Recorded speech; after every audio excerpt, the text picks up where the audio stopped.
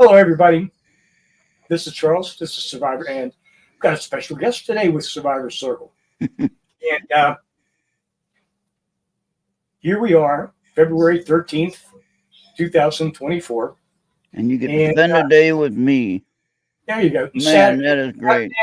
I want to thank Ron and all my friends over at all the Earthlings for throwing me a birthday party on Saturday and giving me a couple hours of really awesome music. And I had a really good time. It absolutely made my day. That was fun, yeah. Yeah. Oh, Johnny is such a great DJ. Yeah. He can pick him. He can pick him for anything. I mean, I don't think he missed one song that I've ever mentioned in chat, or all my old favorites. That I've he brought back some Jim Croce. Yeah. I mean, man, he didn't forget about that. And it was a lot of fun. I really enjoyed it a lot.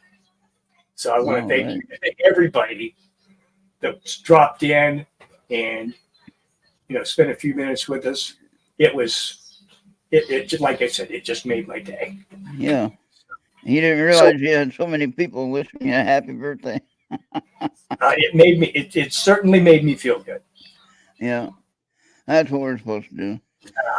And Maria has a dental appointment, and she's going to be in a little bit later. So I told her to take it easy, and we would struggle through without her for a little bit. Well, so, not her again. She could have came up here. I could have done the dental procedure, no problem. Oh wait, not that way. She don't want that kind of dental procedure, with the pliers or the string on the tooth and the door handle. Yeah, you got to get yours done here, buddy. I got to get my teeth. Yeah, I got to get new teeth. Get your teeth refitted. Yeah, I got to work on that. So what else is going on? What else were we talking about? We were talking about remember what the letters were? Huh? The eclipse. Yeah, the eclipse. The Great American Eclipse of 2024.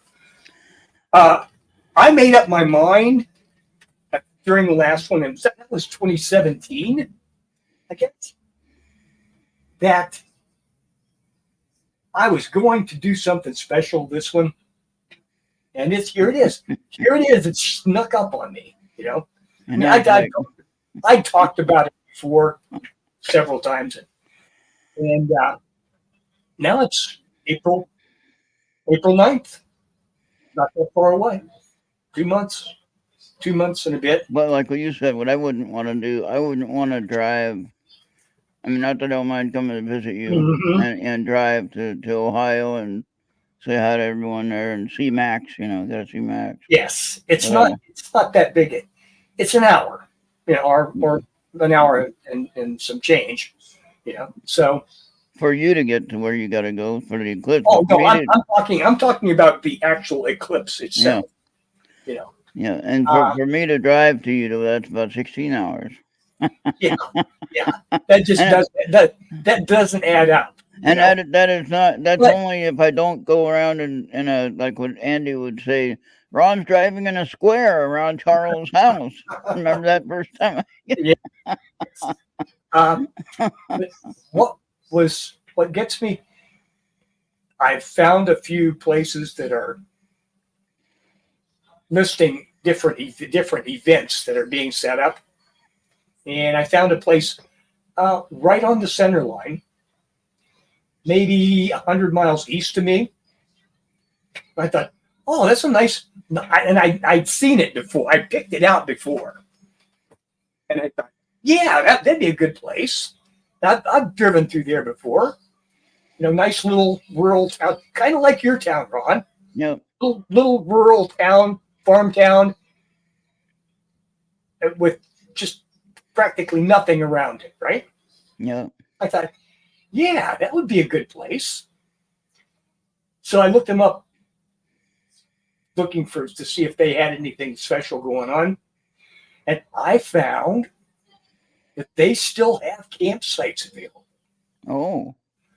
Yeah, they have 10 by 10 foot by 10 foot campsites that you can set up a tent for only $150 a night.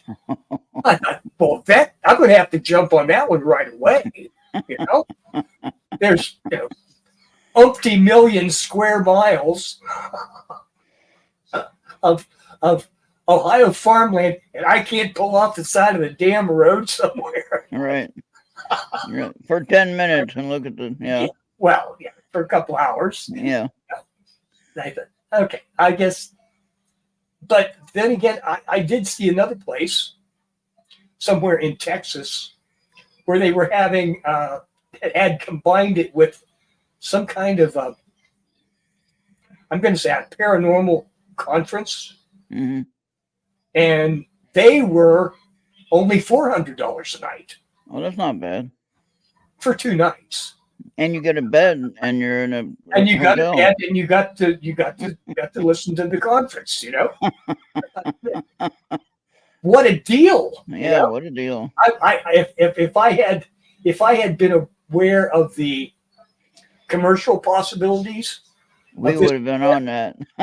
I would have pushed you guys, all you people I told about this. I would have pushed this a bit harder. We would have. There you go. Something going. Now, just think about all this craziness that this event brings every year. And in the old days, they didn't have the internet. They couldn't talk about it. It was, scientists that knew the timing of different things, and they would spread the word. Oh, this is going to happen. That is something that I how long do you think we've had predicted eclipses? Oh, centuries. Galileo was Nope. No. Nope. No. Nope. This shocked me. This shocked me. Another guess? Wasn't centuries. Isn't centuries? Isn't I thought they could predict. Just off the cuff, without thinking about it, I thought they could predict eclipses back thousands of years ago, right? Yeah. The first person to predict the exact placement of a total eclipse was Sir Edmund Halley. The guy that found Halley's Comet. Yeah. In the 18th century, in the 19th century, he was the very first one to predict the exact time and place of an upcoming solar eclipse. Now, did he have the Earth as the center of the solar system, or did he have the sun as the center? No, he had he was a heliocentric. Okay. They had longitudes and latitudes. Okay. That were very precise, which hadn't really existed in the open until then. Okay. Here. That's interesting. All right. So, but I was yeah. Yes, I was thinking that they predicted this. I was worried. Oh my God. Not me, not Ron, but everybody else was. Look who's standing behind my shoulder. Uh-oh. Yeah. Wait. Relax. Yeah. I just got home. Here he is. Come here. Say hi. Yep, here. Say hi. Say hi. There's the baby. There's the baby. Yeah. So you got 2 fans today. You got Uncle Ron and Maria. He's like, I had enough of this. Get me out of here. Plenty of toast. Always time for toast. Toast. All right. But I was going off about my plans, attempted plans for the great eclipse. I found a place. I found a place where I can get sites. You were going off about it, so you were upset and ranting? A little. Not you, Charles. I was making fun.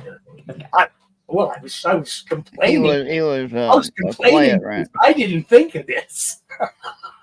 If he was really loud, you'd hear him. No, I found a place where I could get a campsite for the night for $150. Now bring your own tent. No facilities available. For only $150 a night. So in other words, bring your own bucket. Apparently. Yeah. Or a shovel. It's farm fields, so a shovel might be okay. And he probably got it all marked off, right? This one, this one, this one. I suppose. It would look like California during the gold rush. All the little ropes going across the river, marking out claims. Yeah. Yeah. Marking out the claims. And the thing is, there's plenty of gold in just about everywhere, not just California. Yes, in the places where they had a rush. Yes. Yeah, they did. I'm sure they did that. And where it actually started was in North Carolina. Remember I mentioned that before? And that was, and you can look that up in history. The actual first so-called gold rush was in North Carolina. And it was a little bit before the 1849, actually. So, and then they heard that there was bigger gold in California, and everybody went west. That's where the gold rush had to come from. I saw something just the other day, and I'd never heard of it before. It was a place where they had a silver mine in Spain. Okay, going back to pre-Roman and Roman times, and they had sluices. Okay. Cut in the rock of the mountain, that they used to clean the ore, separate the ore from the dross. Is that what the waste rock is called? Tailings, anyway. And they had carved like little grooves across these I got my gutters right here. Yeah, they had little grooves across these gutters to collect the silver. I had never even, they were using a natural stream, diverting a natural stream through this to wash their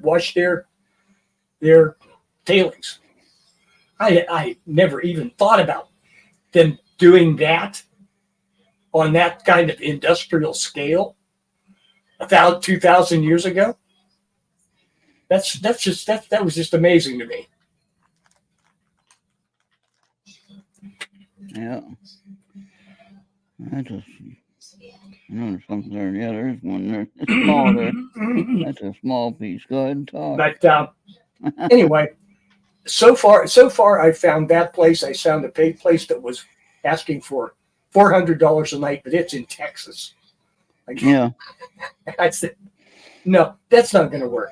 I'm going to have to wait a little closer to the time when I see what the weather's going to be. It just isn't going to. I just don't know. We're going to be in the center of totality somewhere, but which I guess. Oh, I guess I could afford. I know I could afford it, but I just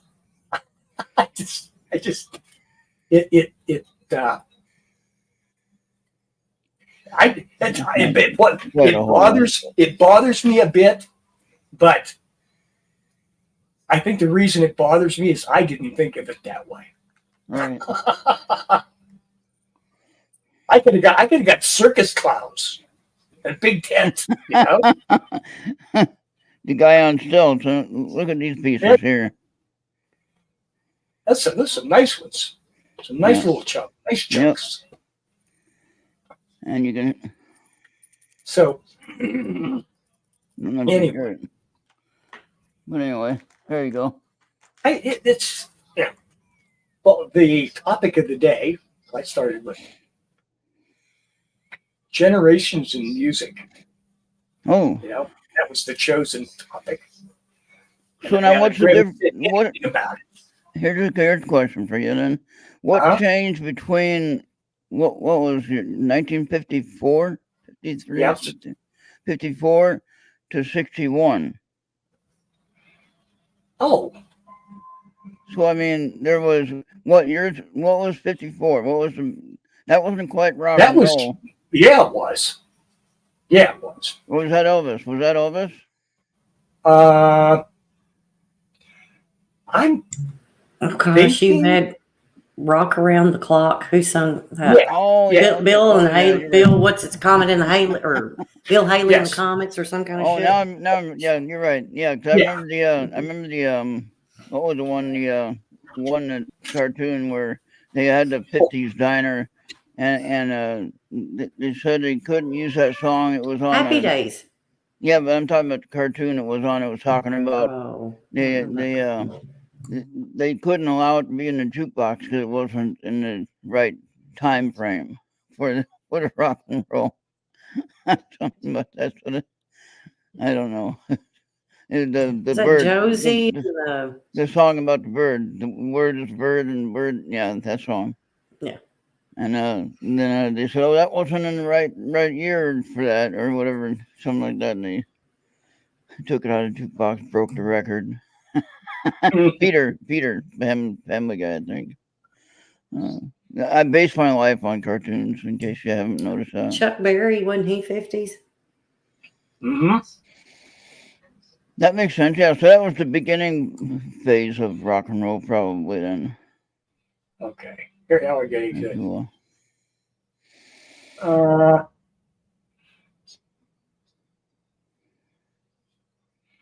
Goodness gracious. Who was the first person Great Balls of Fire? Hey, I remember that song. About rock and roll in the. I thought there was a famous DJ that came up with the idea. You know, no, this was before Wolfman Jack.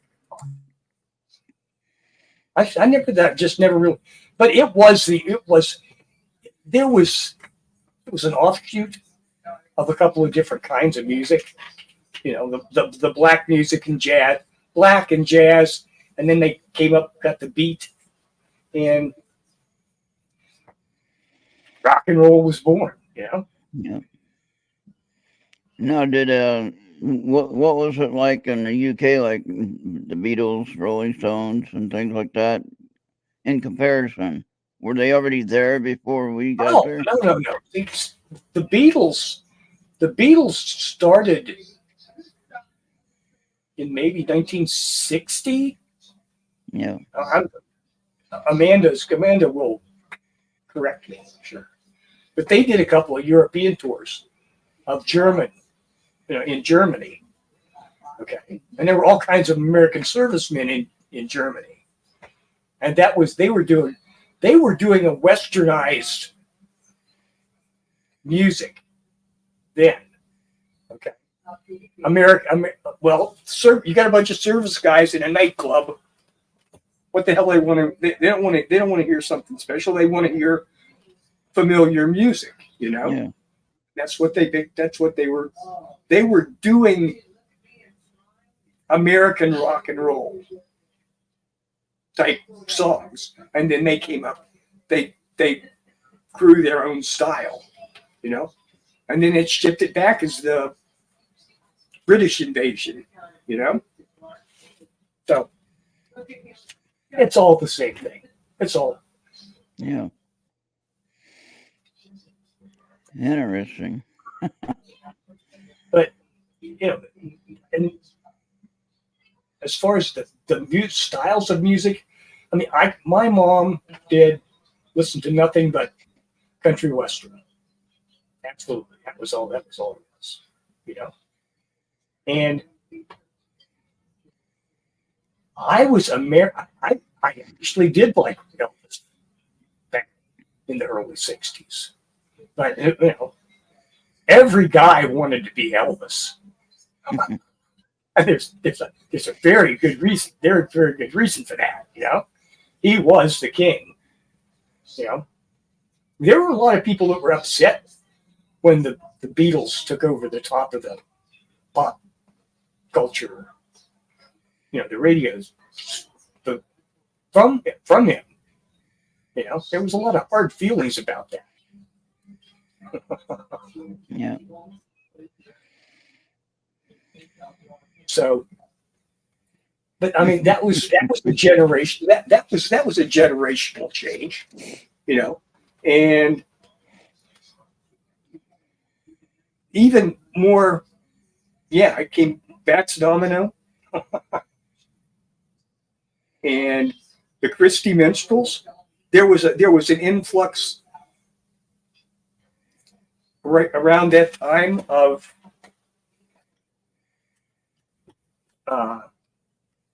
like folk music.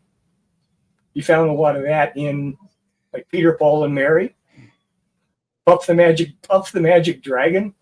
Still haven't figured out what that was about. Puff the Magic. I have no idea. And No when did that come out? What year was that? Ooh. I'm pretty sure that was very early, mid '60s. Would that be the 67? Would that be your hippie and psychedelic? Oh yes, the psychedelic era. I don't know so much. I don't know. The hippies were hippies. Yeah. Before they went psychedelic. Right. Okay. And that's when you brought in the. That's when you brought in the so-called puff. I think the puff part was there first. The puff part was there in the 1930s. Right. In black clubs. Okay. That started up. That started the music that became rock and roll. You know. Okay. Yeah. So interesting. So out of all the music, what do you like the best? I have never been really stuck on one particular kind of music. Okay. Yeah. I pretty much like it all. I mean, I'll even listen to classical music. Well, I've talked about that, you know. I like instrumentals. Oh, thank you, Uvi. That's better. I knew I was going to see before I said 65. That was pretty close. Yeah.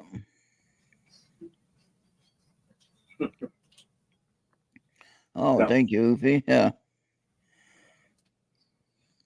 The song Puff the Magic Dragon was written by Leonard Lipton and Peter Yarrow in 1959. The first released in 1963 as part of the album Peter, Paul, and Mary. Now, see, I was only 2 years old when that song came out. Yeah. So there you go. That was probably your cradle song, night song. I don't know. I was friends with the orangutan at the zoo. Remember that one? I do have that picture too, by the way.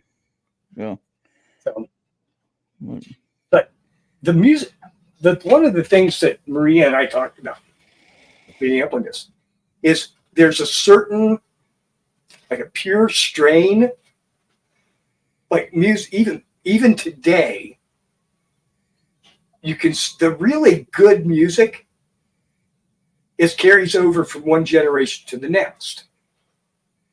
Very often the stuff that was really, really good, and there was a lot of stuff that's just totally gone, totally lost. Yeah. never gets any airtime anywhere. Hardly anybody even remembers that it existed. But there's other stuff that has stayed the course, and everybody knows this song or that song, and I appreciate that. It's. I think you mentioned it before we went on the air. You're talking about how good Johnny or Johnny is. Johnny is amazing. He is an amazing DJ. And you could ask him. You can think you have him stumped, right? You think you got him stumped, and he said, "Wait a second, let me find it here on my shelf." Amanda is amazing with her encyclopedic knowledge of music. But Johnny, I'm sorry, he's better.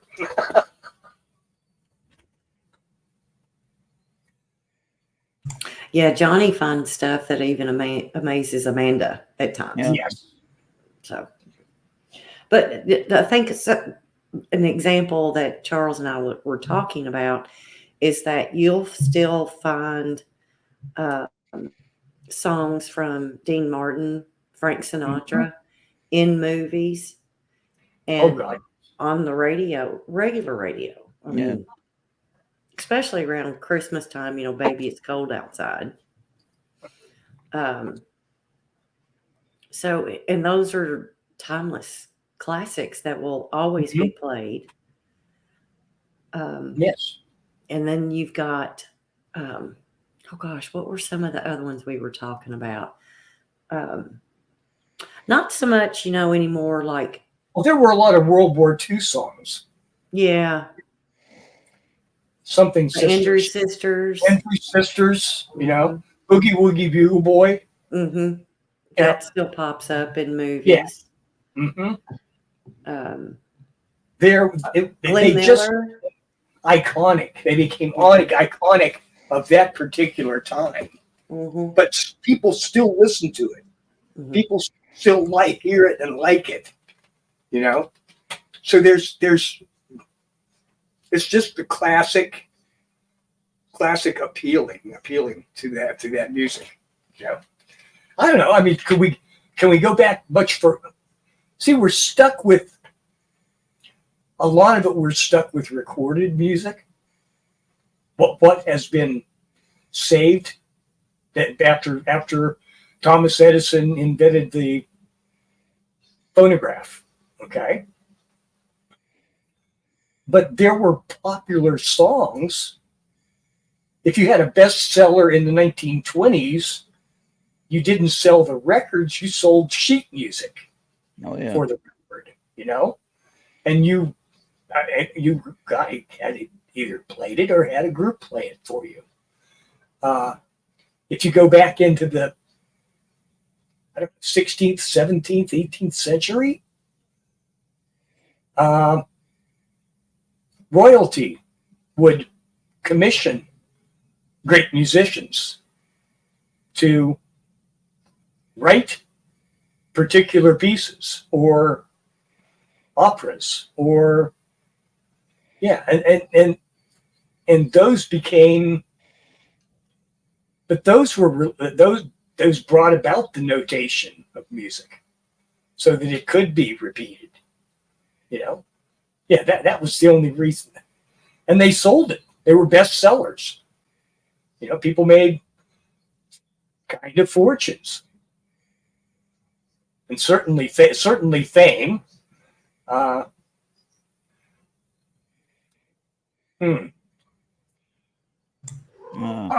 You reading Ufi's comment? Yeah. Yes. Humans are stuck with the 60 to 2,000 hertz of hearing range. I remember someone, and I can't remember who the author was. I wish I did. I'd be much easier to listen up. Who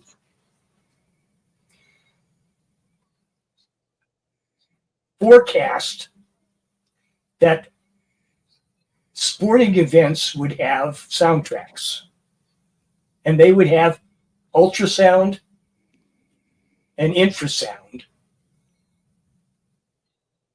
played to the audience I know that there is sounds in movie theaters these days that you can't hear because you just feel it in your bones, you feel it in your gut and you say, oh, and it adds to the experience, but you're not hearing it. You are being played as the audience, just like you were another instrument for that composer. When I went to the Star Wars opening in '77, I was pretty young, 10 years old or whatever. Well, more than 10 years old. No, wait. Yeah, it'd be 77, right? So that'd be 10 would be 71. Maybe 16. Okay, maybe let's 15, see. 15 or 16. Anyway, we went to the theater in San Francisco, a very ritzy type of place, for us at that time, Okay. And I can't remember what the tickets cost per seat, but it was a Dolby surround sound was the big deal, right? Yes. I don't know if they had what you call high quality or whatever, but I know it was Dolby surround sound. Much better than anything up to that time. Yeah. But that was and the seats would vibrate, in the different scenes, Okay. So that way you'd feel like you were in the scene, So that's what I was thinking of, the Dolby surround sound. And then, of course, when you try to get that at home, during that time, it wasn't even possible. Yes. Oh, no. I remember a gaming chair that I had bought for my son in the 90s, and it had the speakers here by his head. Yeah. And if it was a big impact, it would shake. Yeah. Well, did they have the big bass under the bottom of the chair? Yeah, no, I didn't buy that one with the subwoofer. Yeah, that would be okay. Just saying. Yeah, I mean, we it's not. See, we are limited to that's our hearing range, 60 to 2,000, if you're lucky. But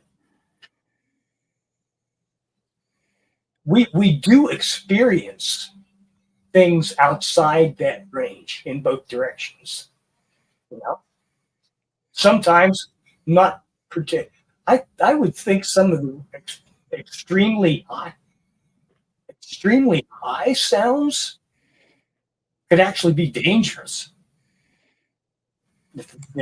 What was the frequency that was on the iPhones? This was early 2000s. Okay. But the students could turn that ringtone or text tone on, and teachers couldn't hear it, depending on your age. Now, yes, they could hear it. Absolutely. Yeah, they yes. Could, yeah. As I think I've read that your peak hearing is when you're like 10 years old, and it declines from there. Oh boy. Yeah.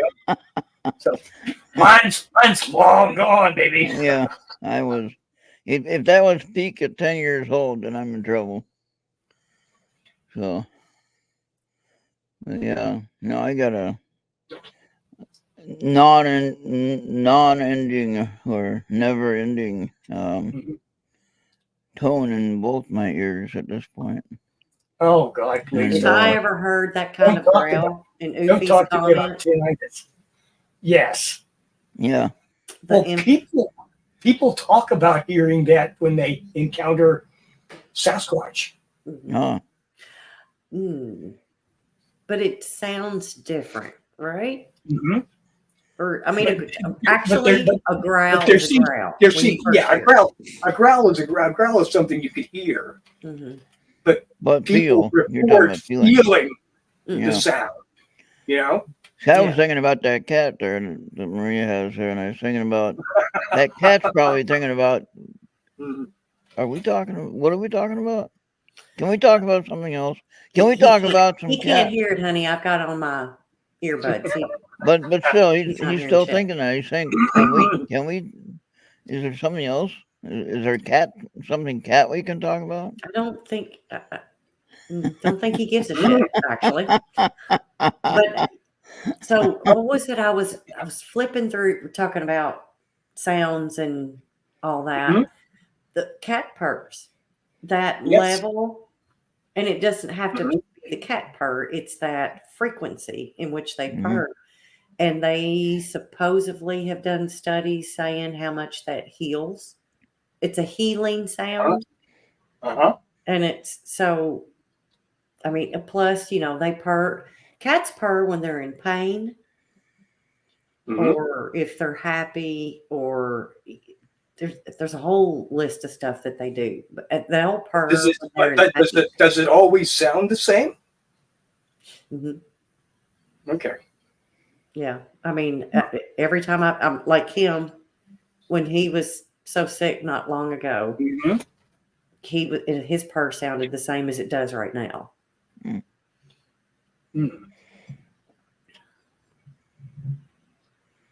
Chase mentioned that infrasound was experienced in one of her UFO. Yeah. Well, okay, so there you go. That's that growl. And I know, I remember what case she's talking about. Yeah. I know because you also get that heightened sense. Oh, God. It's not right. If you in a movie or music and you hear and the hair stands up, you know that's not come for ears. That's something else. Right. That's exactly right. And you get that, and also you get that fight or flight. Whether you hear something or not, it's just that you're not going to hear it. You're just going to feel it. Yeah. Yes, you feel it. So but it doesn't come to you. I've never heard anybody describe it as they felt like a vibration or something. And then that feeling came in behind it. Okay. Yes. So, but where like a cat purr or something like that, you can feel that. Right. Also when you hear it. And I'm serious, man. If I'm out somewhere and I hear something growl, I don't care if it's a dog, a cat, or whatever. A growl is a growl, and it all sounds the same, and it means, oh shit. It means get the hell out of there. Yeah. Yes. So now the question is, on a paranormal level, and looking at the spiritual world type of thing, if you feel or hear something like that, okay, like for instance, they were talking about on the show last night on Entity Voices. They were talking about how they were, like Chris was talking about when he had to turn off the light in the room, and then he went back to the hatch and to get out of the room, and there was something that was right behind him. He could feel it right behind him. Now that's energy that we feel. That's not necessarily anything that's gonna hurt us per se. It's a vibration. Okay. Yeah. If you can't see it and you feel it, energy is vibration. It's a vibration. Yes. You can't see it, but you can feel. If you can feel it's there, I suppose that would be like a very rough form of like sonar. Oh, okay. Or something R. Well, I know when I'm using like with bats. I mean, yes, you can't hear or feel that, because if their prey could feel it, they'd never catch anything. I use this one app on my computer. Actually, I use several apps on my computer, but anyway, this one that I use has a radar function on it, and It has a level of indicators of when something is near the area, wherever it is, if it's here or whatever. Anyway, I'm watching this radar thing, and the line starts to change, and it tells you when the detection is of the energy. And all of a sudden, it'll show up on the radar. And the funny thing is, a lot of times it'll make a sound, like some kind of screeching sound, some sort. But the tone of the screech makes the hair on my arm stand up. And it's nowhere near, but the tone itself really makes you just gives you the chills.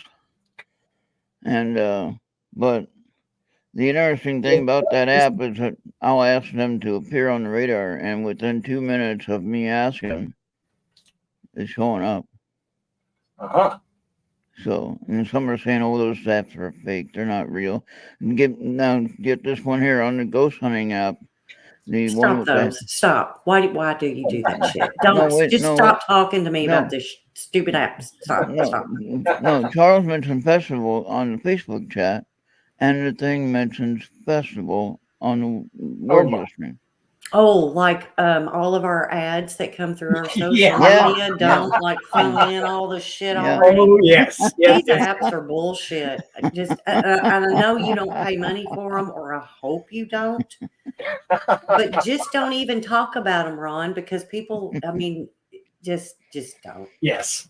That does not add to your your IQ score at all when speaking. The phones are listening to you. It's not paranormal. Exactly. Anyways, I'm going to bail out for just a second. They are trying to sell you something. Oh. Okay.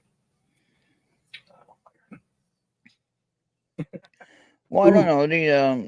Just the other day though, we had Julie in the chat. She was the only one there, right? Mm-hmm. Now, explain this. We didn't mention Julie's name except for her first name. Julianne. That's how I say it. But nobody mentioned her complete name or anything like that. All of a sudden, the voice on the app says her full name. Says it clearly. And you can ask Julianne this, and you can ask her what she thought. No, that's not making up anything. That happened. That really happened. And then on the ghost hunting app that I'm talking about, that does the words, it had Julianne, like Julian, but it didn't get the last N, but still that's a win for me. Close enough for me. Yeah. Close enough for the post office. Yeah, I figured it was Julianne. It was close enough. And so that happened at the same time that her full name was mentioned on the voice. So whether it's garbage or fake or whatever, entertainment as far as I'm concerned. There you go. And if I can spend 2 hours enjoying the entertainment without getting shot at, then we're doing good. I'm not going to drive 16 hours to look at an eclipse that somebody might try to rob me or something. Oh. I'll have to watch out for that. No, I'll be packing. Yeah. No, I'll just. It'd be the last chance to make a daylight dark. Heist till 2044. So, hell yeah. Yeah. Oh my God. Yeah. But that's a good point, Ubi. But I do have people that do watch that, and they do interact with me, and I think they are interested in that, whether it's an app or not. What I do like is the static on that Tony Rathman and Tony and Sheree Rathman and Ron and Lourdes are doing.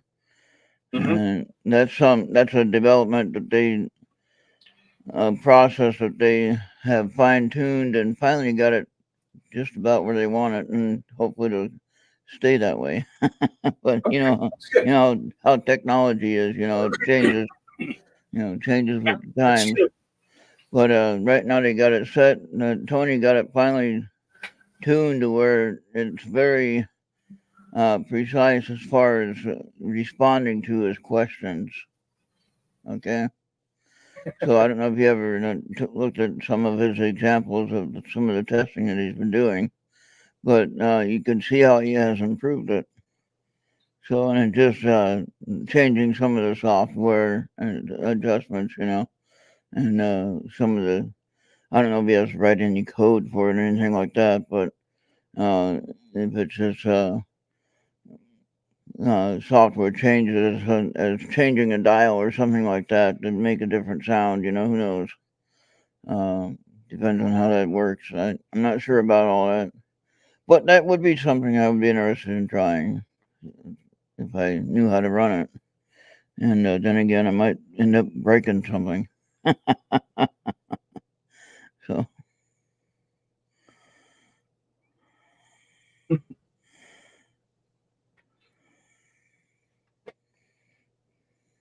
What would I eat? Probably nothing. Do you go eat ectoplasm? I don't. They eat some kind of energy. That's how they've been here. Oh my God. Well, obviously they use energy, some form or another.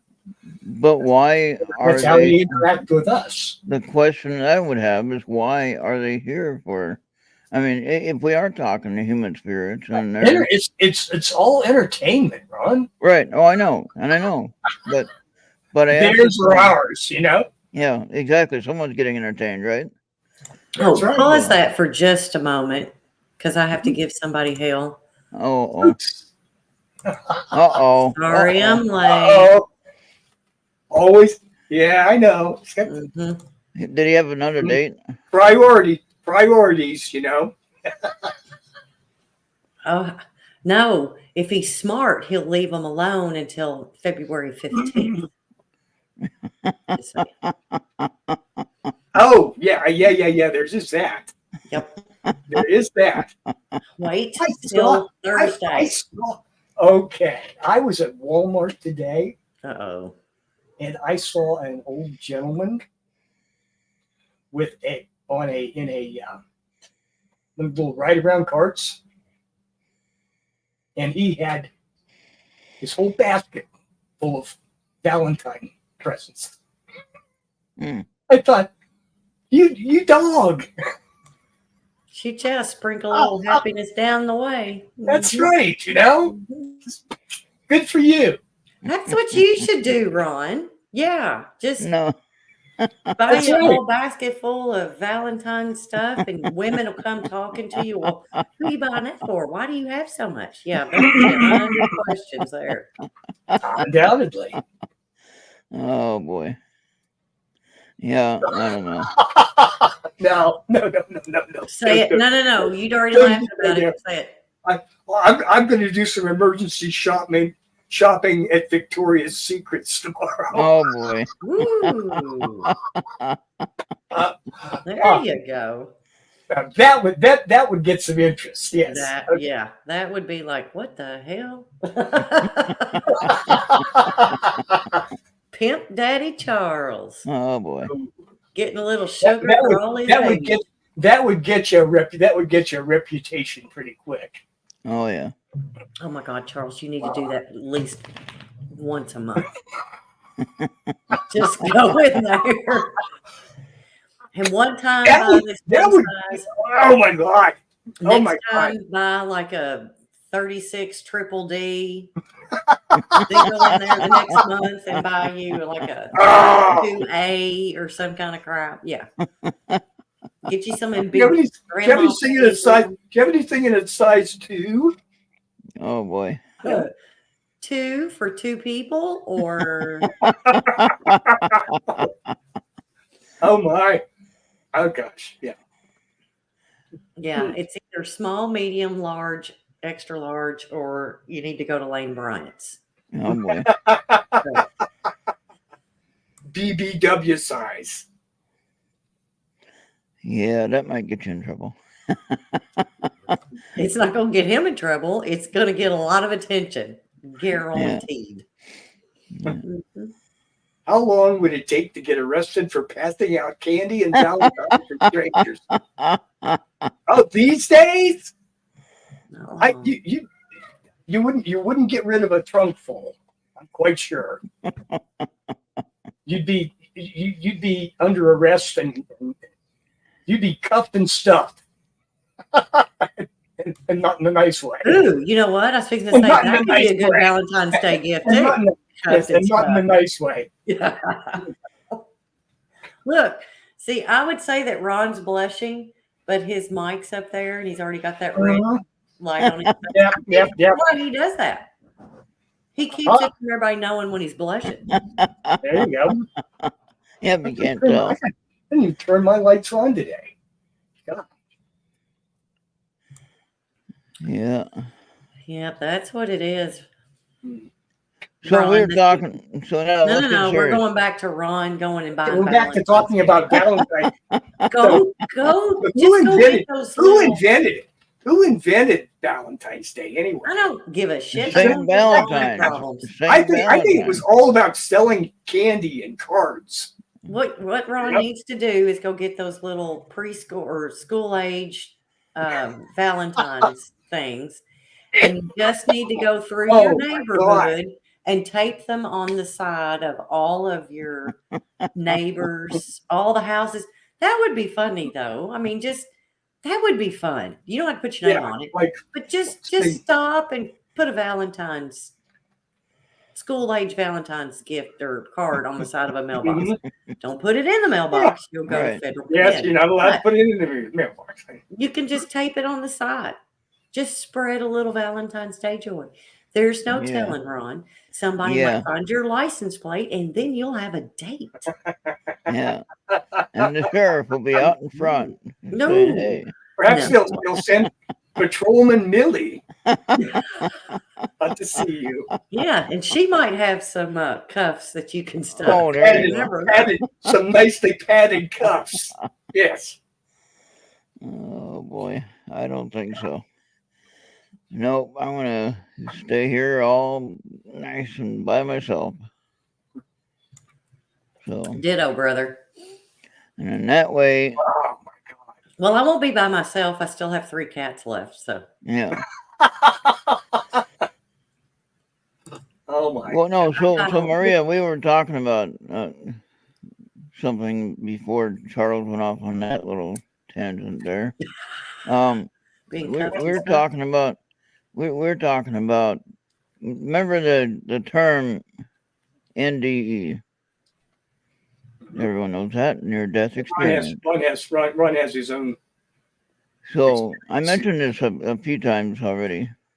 NEPE. NEPE? Yeah. Now, it sounds weird at first when you first think of it, right?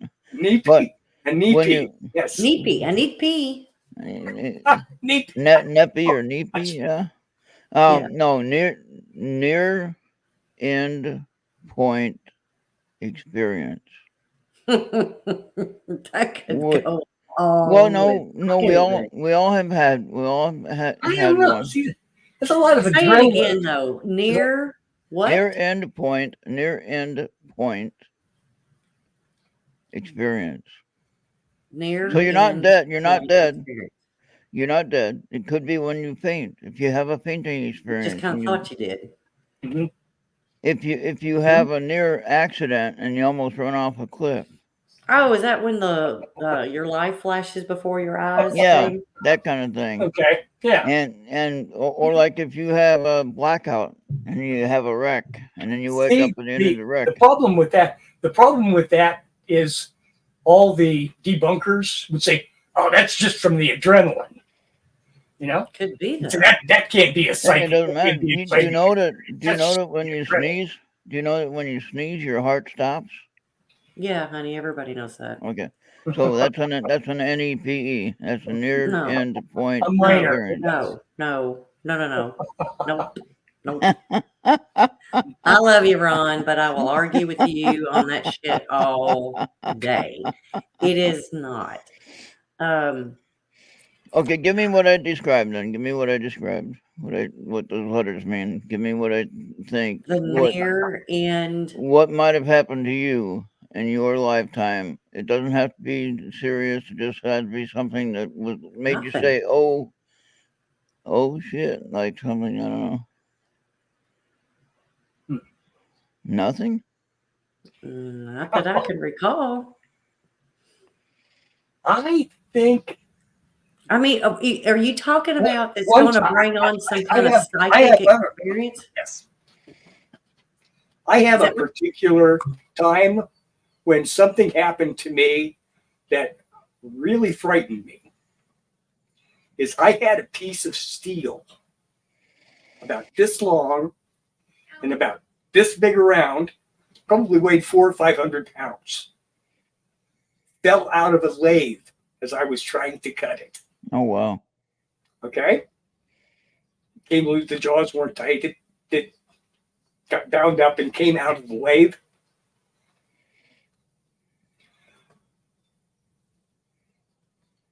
Fortunately, there was no injuries involved.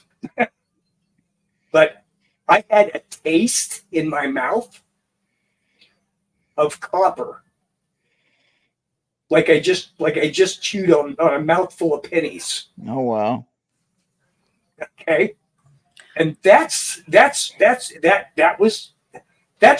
a portion of that experience, because it definitely scared the shit out of me. Well, now but almost. Okay. So you're talking about the taste of metal in your mouth. Yes. Okay. The only time I've ever had that was when, while I was investigating. Mm-hmm. Okay.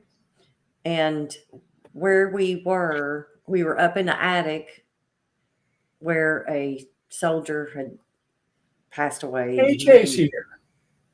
Hey, AJ. Hi, AJ. We had been up in the attic investigating, and there's stories, if it was documented, I think. Anyways, so the reason he was up there and the reason he died in the attic was because it was a Confederate soldier. He was wounded, and he was the Union was after him. Union soldiers were after him. So they hit him in the attic, and he bled to death up there. Oh. Okay, so, but anyways, during the investigation, somebody trying to get a reaction slammed the ladder real hard up against the wall that was leading up into the attic and yelled something about, "I'm coming to get you." And when he did that, I remember looking in that direction. The attic was dark, but the floor, there was light coming up from the floor below. Mm-hmm. And I remember seeing this white streak just shoot up and go across, up the wall, across the ceiling in the attic. And at that time, and I kept that metallic taste of like blood in my mouth, I know, for 15 minutes. Oh, yeah. Before it doesn't just go away. No, it doesn't just go away. And so, but that's what I'm saying. I didn't have to go through anything like you did to experience the same thing that you did. All right. I'm trying to think. See, I cannot say that I have ever had a ghostly paranormal experience. I had some spiritual experiences, I guess, but nothing that was, oh, well, wait a minute. Wait a minute. I'll have to edit that a little bit. Yeah, I was fixing to say, what the hell are you talking about, Charles? I have had ghosts, or what I interpreted to be ghosts, do things for me, grab my attention, point me in a particular direction that worked out well for me. But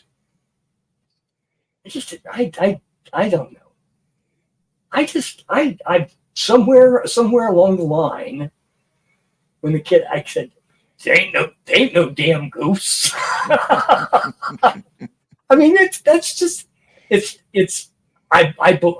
I am not demeaning other people's experiences, but I've always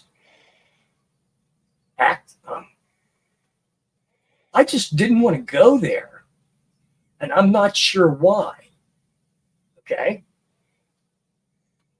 because I've just never done it, never been a part of that. You don't have the desire to know. You don't have the need to know. Well, it's kind of that, but I actually avoid. I actively avoid those kinds of situations more than anything else. I don't. It's not that I don't believe. It's just I just don't want that complication all the time. So why is it? That's Why weird. is it? Why is it that you think this way? Why is it you think this way? I don't know. Some people go crazy. That's like your ghost taps, okay? Yeah. You couldn't pay me to run a ghost tap because I don't want to know. Well, and that, and it's even if it works, it's running off of your phone's data of everything about you and you talk about and stuff like that. So no. Yeah, I just wouldn't. I just wouldn't do it. I don't know, and I don't know why. Because I'm usually not dismissal. I'm not dismissive of that any kind of unusual experience. I relish it up to a point, and I say, okay, we're not going any further than that. Right there. I think you're talking about there was only one time in all the years that I've investigated that I stood there and I was like, I just don't need to take another step. Okay. I just don't know why. Don't have a clue. Everything's been fine all night long during everything. But there was one time that I was like, I just don't. And I didn't. As a matter of fact, I turned around and walked away. I will never know. And I had people question me about that because they were saying things like, well, it's because it's dark. And I'm like, I've been in this house 500 times in the dark. I've slept here.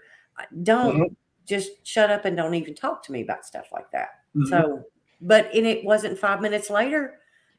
I was like, I can't let something like that stop me. But there was no other warning past that. But it was just that little bit of a time frame.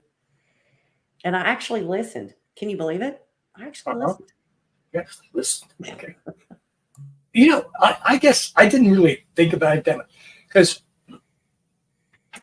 I know my grandma was she was a witch. Okay.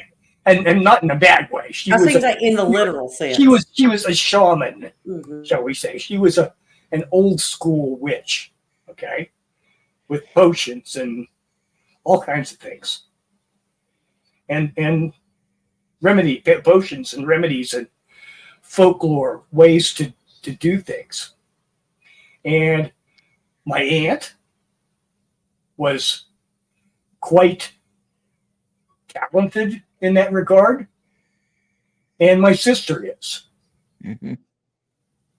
So maybe I just said, they can do that stuff over there. I'll just stay over here in my little box. I don't know. That's the only thing I can say. That's the only excuse I can say. If I was I just decided that wasn't my thing. That was their thing. Yeah.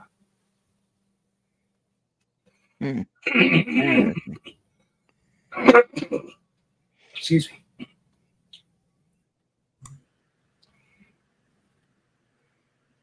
So yeah, you can have the same experience and not have a near-death experience or the almost death experience. Maybe that's what you ought to call it, is almost death experience. ADE. Yeah. A little easier, huh? ADE. Aid. There you go.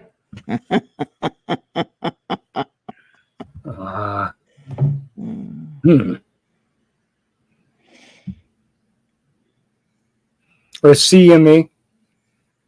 Oh wait, that's already used by coronal mass ejection. Okay. Wait, wouldn't want to start mixing that up, you know? Yeah. Oh boy. A close to mortality experience. I was thinking of the way I thought of it though, is because you don't really die necessarily. You like That's usually a good thing. You know, like I have had that experience where I blacked out when I was driving, and I went through a light and I had a car accident. And you're not talking about the time you pulled you're not talking about the time you pulled out in front of that car last year. No, that was okay. I was awake then, but okay. yeah. No, this was okay. long time ago. Yes, long time ago. Long time ago. Okay, but I had turned to change lanes and I blacked out, and I went through the red light and hit a car full of old people. I was only young, maybe 20, maybe not even, 30s probably. Anyway, I was young then, and this was 87, 1987. And I came to at the end of this accident. Didn't know what the hell happened, but I was without a car. And I had to deal with the insurance company, and they didn't want to pay the people that got injured. I had full coverage on my car. I had a big Buick LeSabre, that's how big my car was. And a 76 Buick LeSabre, whatever, huge thing, Yeah. So, and the older people were probably driving the same kind of car, And the insurance didn't want to pay, so I had to sue the insurance. And I'm not going to mention its name, but anyway, I won, but I only got like half of what I won because it had to pay the lawyer, But the people that got injured, they got their medical all taken care of. Well, that's good. And I did win my case, so that's good. And never going to use. Do you have any kind of what do you remember of anything that happened from the time you blacked out? I remember I was taking some sinus medication before, and I was working third shift, so I wasn't used to working third shift necessarily. Okay, so I had taken my sinus medication, whether it was sleepy or not, I can't remember. But all I know is that I went to go to the left lane to go around the car that was there, and the light was green. At least I thought it was green. But anyway, it turned red. And as I changed lanes, it's hilarious. No, what I'm asking you is, what do you remember from the time you blacked out to the time you woke up? Not everything before and after. Nothing. It's just like I went out. So how can you have some kind of near end point experience? Yeah, near end point experience. You didn't have one. Yeah, because I didn't die. No, but you could have. You were close to it. That's the near end point. Okay. Did you have a psychic thing, or do you remember anything that happened during the time that you blacked out until the time you woke up? No. Okay. So you had no experience. Well, maybe. No, you didn't. If you can't remember, you might have had an experience, but if you didn't bring anything back to share with us, it's not an experience. It's shit, Ron. You can't use it. Damn. Good try, though. Good try. Kudos. A+. Oh, Oh my God, Marco, stop! It's not. pull the rabbit out of that hat. Yeah. Yes. See, look at that. I mean, but like Charles was talking about, and I've talked about, there's been, and maybe you can switch this up. Maybe you can get you a new little tag for this or whatever. There's been several times during investigations that I have felt what they're feeling. And but here's the thing. Is it because I can or because they allowed me to? Maybe both, a little bit of both. That's my thing, because I'm not a walking psychic. I can't grab a hold of something and tell you what the history of it was. I mean, I can hug all the trees I want to, but I'm just going to get just dirty. A tree. Yeah, I'm just going to get dirty. It's just a tree. Okay. So, but that's kind of what I wonder. It's, I mean, you can be, when you get to investigating a lot, you get in tune. Yes. And you might not investigate as much as you did, but you don't lose. It's like riding a bicycle. Yes. Right. That never goes away. Right. But once you've opened up those senses, they don't just go away. But now the question would be, and some people asked this before, is does everyone have the gift of different things, of seeing things? Or I think everyone does. I don't think so. Really? Okay. I don't think so. Some people just choose not to accept. I mean, it's like a musical talent. Okay. We all have it to some degree. You can't you have a musical sense about you, or you couldn't appreciate music. Okay. Dude, you may not be able to carry. You may not be able to. You may not be able to carry a tune in a bucket, but you can appreciate it. Okay. So you have some sense of appreciation. It's not the same as performance. Okay. It's just not. I mean, you can watch porn all day, but if you can't do it, then sorry, Charles, I had to throw that in. Ron's there, and his face is getting red, and I don't think his light's on. I don't think his light's on either. I think it just toned him up a little bit. I think it did. Him's got a little flush, and he's not playing poker. No. But that's my thing, because there's times that I'm at places, and also, and here's another monkey wrench. That's not towards your son, a pun towards your son. But anyway, there's been times that I think there are people that can interfere with humans that are there, that can interfere with what you're supposed to feel or what you're feeling.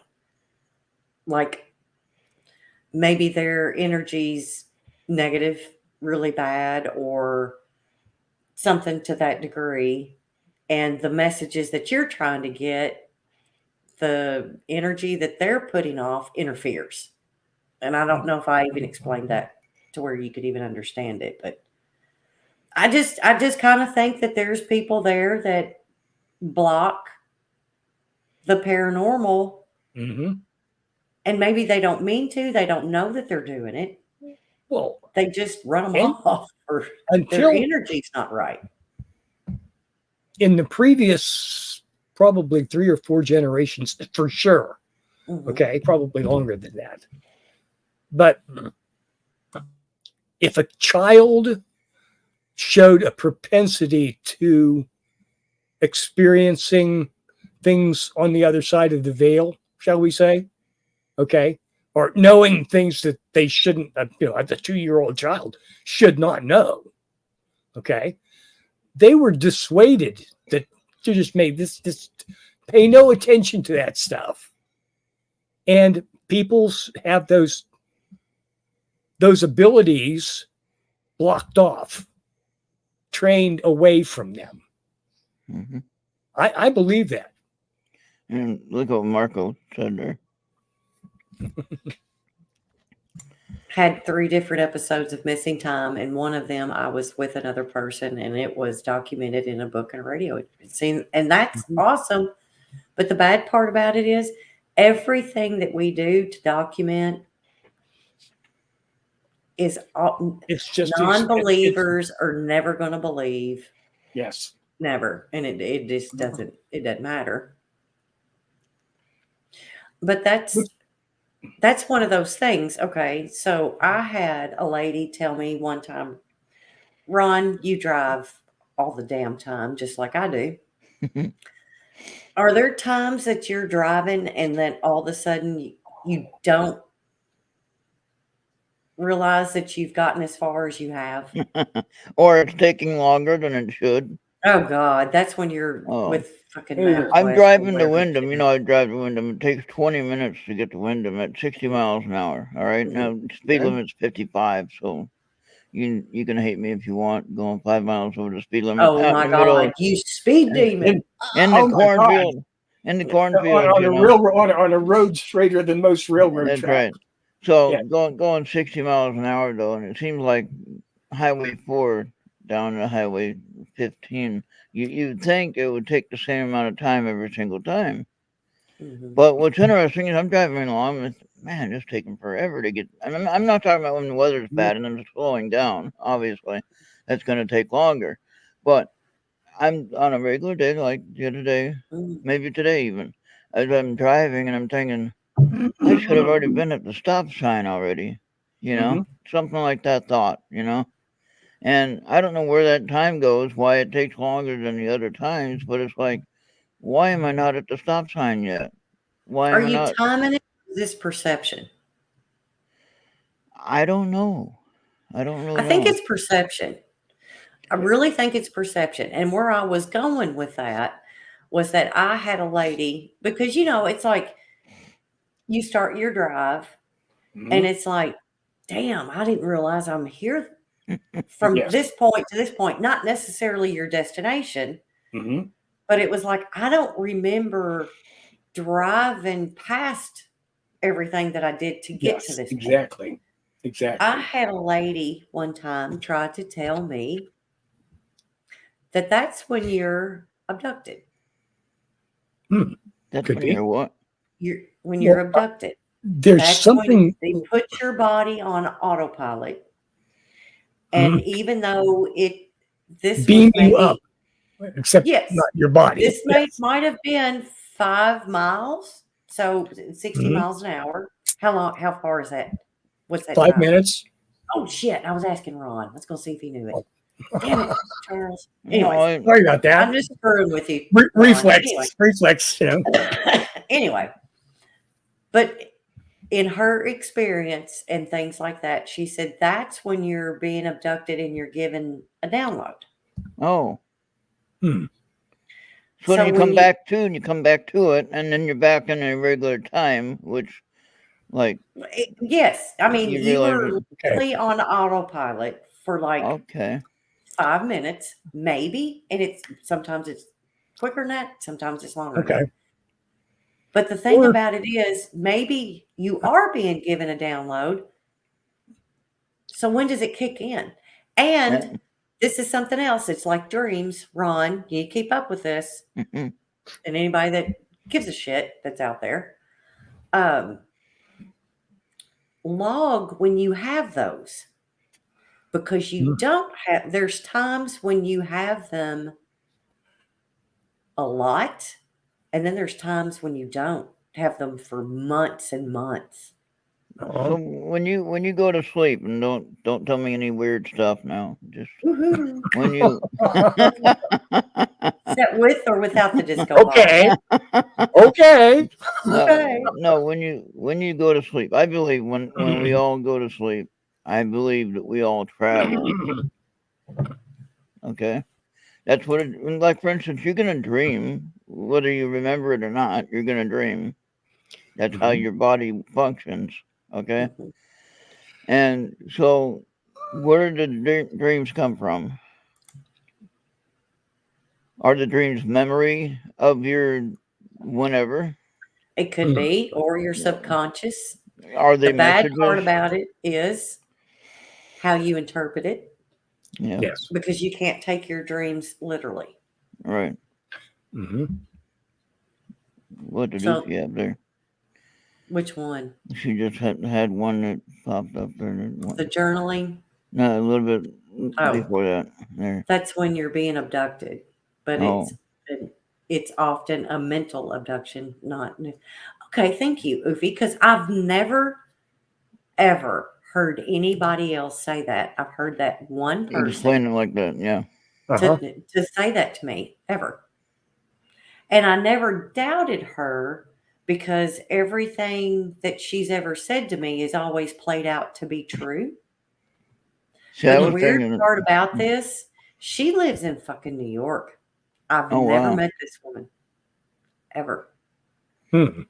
She's supposedly an elderly lady. And of course, I've not seen anything from her in a long time. So I don't know how she's doing, and we didn't keep it. And I'll tell you this, and I don't think I've talked to her since. She's not reached out, and I've not reached out to her. But she's told me a few things about the reason why because I used to investigate all the time, constantly. But she told me a couple of reasons of why she thinks it came to an end, and it was a very good thing for now, at that time. So, not sharing them. Interesting.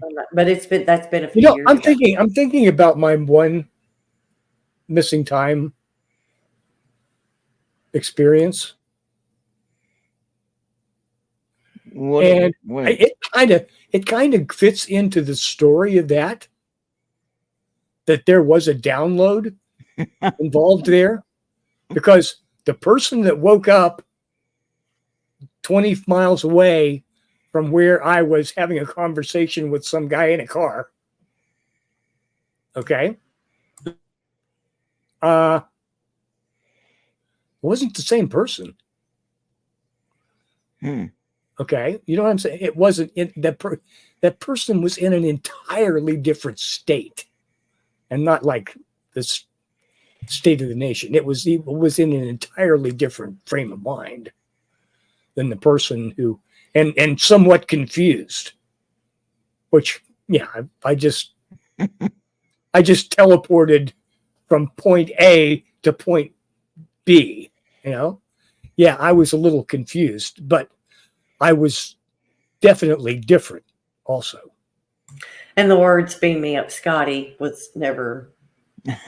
No, I didn't. Yeah, I always just thought I didn't remember. Where did that play in? I worked at it. I worked at it really hard to try to figure out. Went back and drove that route, okay, that I had to have traveled, and tried to get myself in there. So there is zero, and it wasn't like I wasn't impaired in any way. Okay, I was as clear and just right now, but there's a chunk of time that's missing there. And I have no clue. But I do know. I'd like to talk to that guy again. Yeah, you know what? You might not. You might not. Yes, it's true. This is true. I might not. But that's the thing, like you said, completely different person. Now you had mentioned a story before, Charles. So I'm inferring that there was some kind of a download experience involved in that.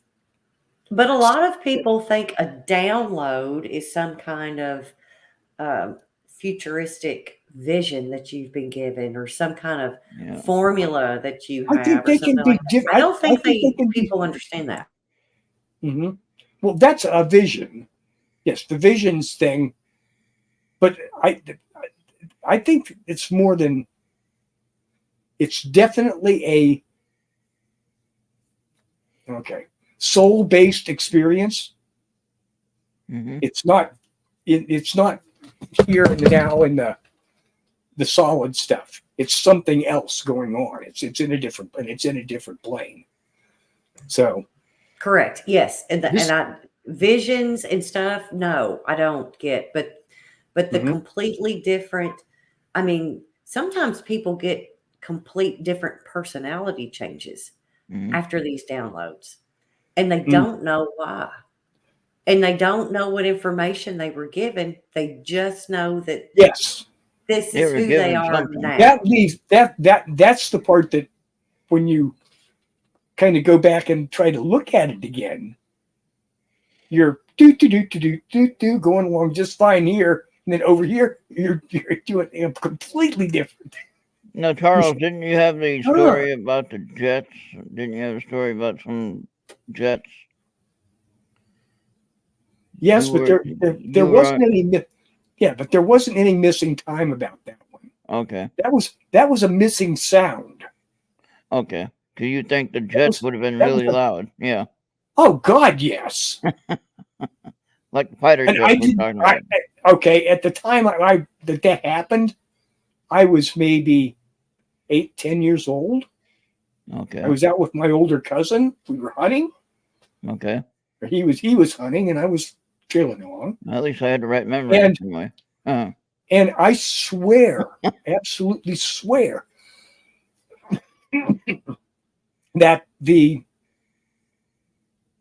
Thunderbirds, the Air Force Thunderbirds jets, in formation, flew over this, and we were way up on the mountain. They flew over so close that I could see the eyes of the pilots.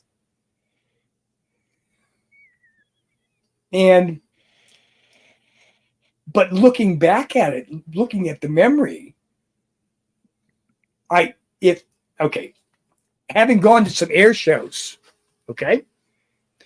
that should have been so freaking loud that it shook us off the mountain. And it was. I don't remember any sound at all. And you think about the tree damage, or even the ground damage that there should have been, brush damage. There was something that should have happened from that. Yeah. Charles, stop getting into cars with strange men. But there should have been a lot of damage done. Because if you watch an F-16, when it flies down just right above the road, I mean, it blows up dust, dirt, whatever, everywhere. Yes. Which that's cool if you've ever seen I remember when I was living in Brooklyn Center, and they had one of the playoff games at the Twin Stadium for the Minnesota Twins, and they flew the jets over the baseball stadium, which is in North Minneapolis, right?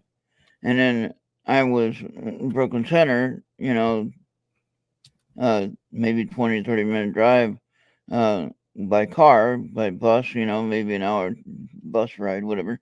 And anyway, these jets, I mean, like, they were over my house and, maybe 2 minutes, from the stadium, so that's pretty cool.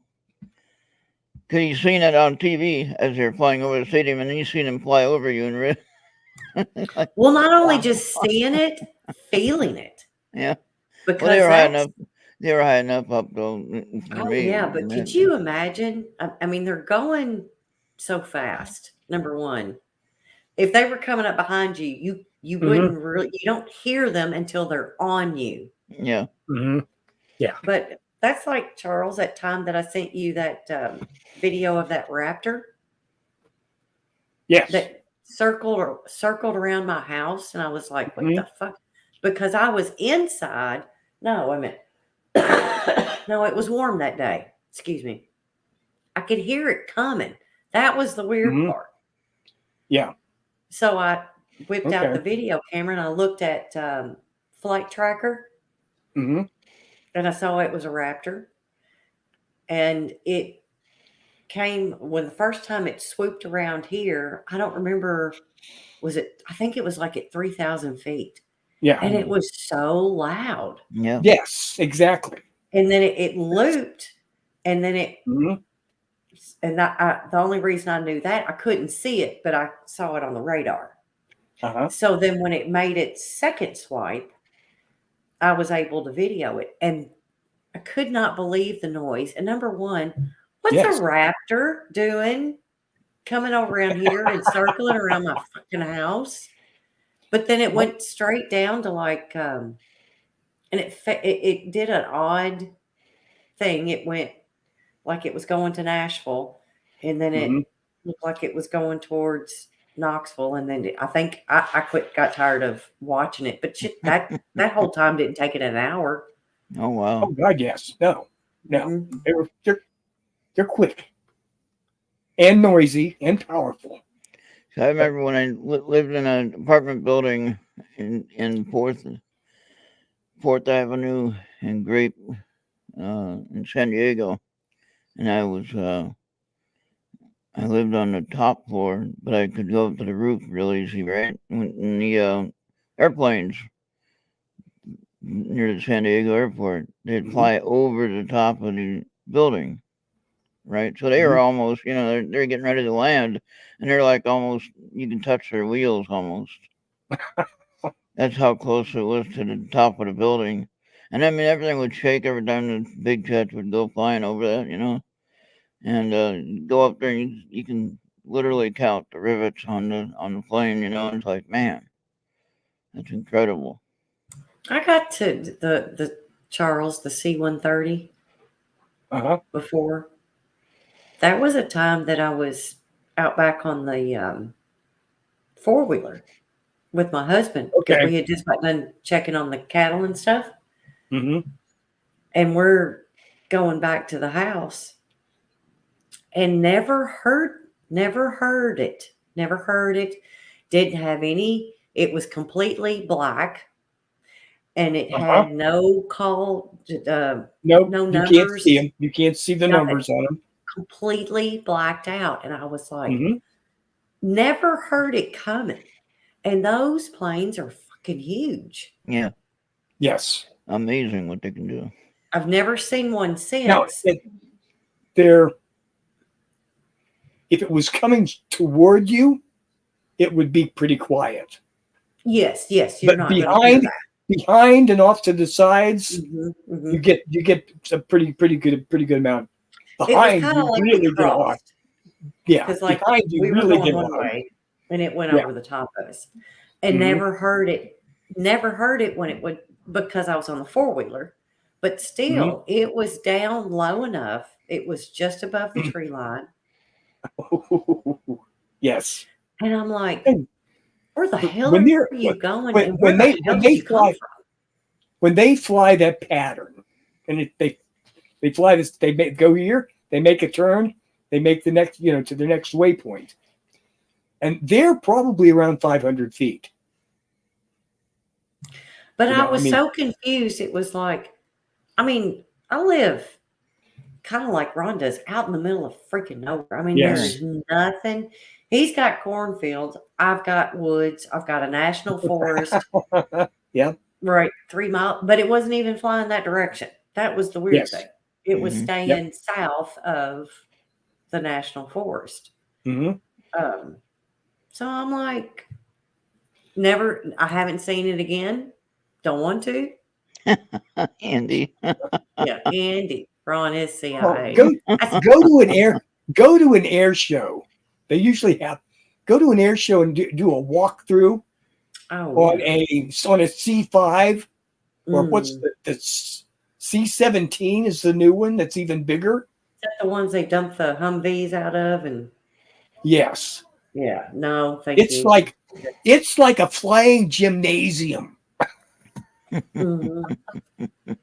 Yes. That I agree with. Yeah. Yeah. But my God. You just take this is bigger than a lot of buildings. And this thing flies. Yeah. That damn thing that's bigger than my house. I mean, oh my God, yeah. Yeah, the inside. That's what I should have done. I should have got one of those, cut the nose and the tail off, and ta-da! I would have had a bigger ass house than what I've got now. But anyway. So and it would be the costs of transport may make that a little bit. Okay. So getting the road permits. Well, okay. Taking down power lines all over the country. Yeah, legally, I have enough room for a landing strip.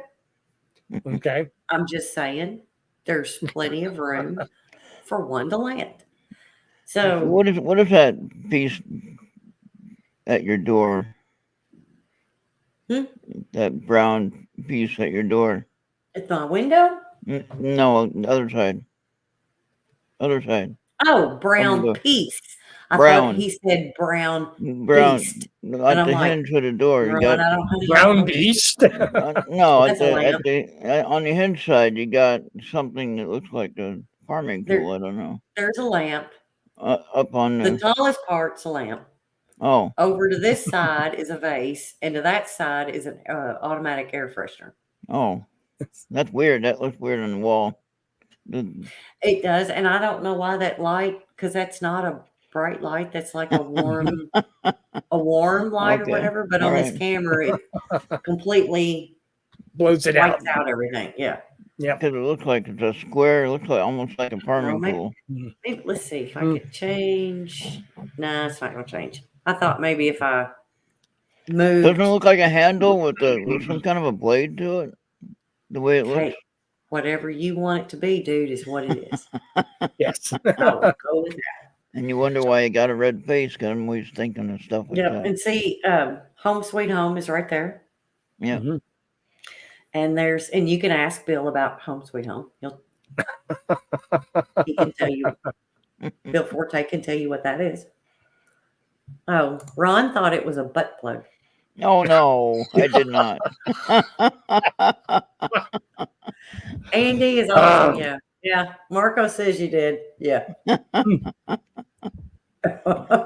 No.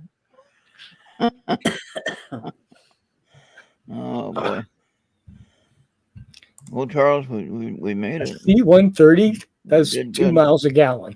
I'm surprised. it does that. Okay, number one, how does it good gas mileage? Was that a Google thing? Is this usually aircraft are how many gallons per minute they use? But at 360 miles an hour. We're talking about airplanes and stuff, Ron. Have you ever downloaded that app called Flight Tracker?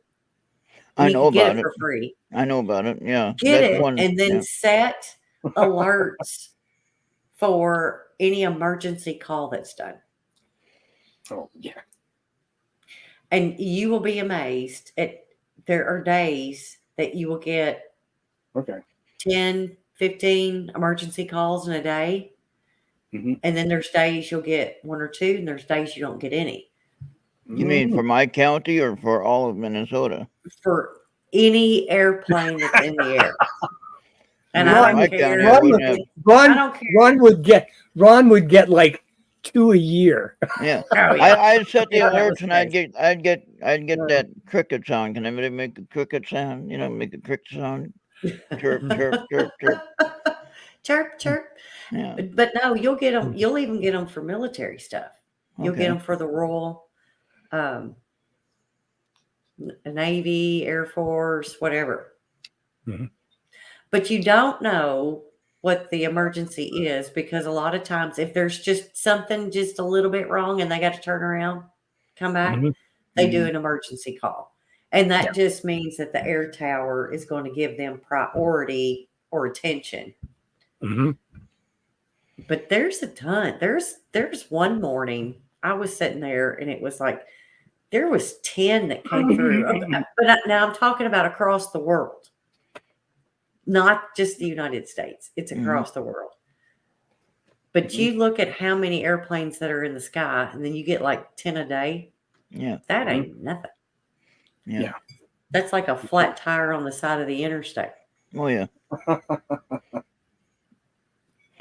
What was funny was Charles calling on my phone. He called my old phone. My old phone was like ringing. I was like, who's calling? I didn't have your new. I don't have your new number. I thought you had it. Okay. I'll have to give it to you. Yeah. Oh look, AR showed up, and it's time to leave. Hey, AR. Sorry, Eric. Wait a minute. He's still on my mailing list, I think. Unless I've gotten in a hurry and skipped him. Oh, shame on you. I've got to, if I'm going to do that, I need to set that up on a one-touch deal. Yeah. Copy, paste, and send those. So now it's not a good time to ask about the MUFON CMS hack. See, now we had yes, we could bring that up. Well, he'll deny every bit of it that it ever happened, but anyway. See that jet there? Oh, yes. That's a Harrier jump jet. Yeah. Okay. Yeah. We had one of those land on my ship. Nice. Now, was that kind of noisy? I was on the bridge, so I was on the other end of the ship, so I really didn't know.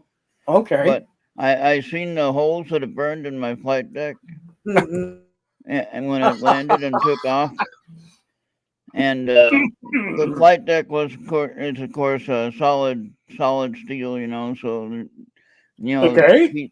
feet thick, and we have big helicopters land on there and things like that, But that one there was delivering, I believe it was somebody from the State Department at that time. When I was overseas on my second Westpac, and when Reagan was president. Mm-hmm. So something to do with Reagan, but I can't remember what the deal was, but it was somebody important. And normally they don't have that kind of excitement unless it is someone important. No kidding. And to have that, with my ship, that's pretty cool. And we're not an aircraft carrier, so we're not even a helo, a AHA, what they call it, amphibious helo landing platform. You know what I'm talking about? Really? I didn't know that. I thought you were. No, mine was LPD. I thought those had two big sea. What they were? Sea Kings or whatever helicopters that were. Well, we had on that. I'll show you. Traveled with that boat. Well, we had the troop carriers. Okay. We carry one of those or two of those, depending on how we had it situated on the. That's the air cushion. That's the air cushion vehicles. No, those are on the well deck area. Oh, okay. Okay. The well deck is a deballast, and you fill it up with water, and you put the Beechcraft in there. Right. And different sides of Beechcraft, by the way. Let me give you the picture here in a minute. Hold on.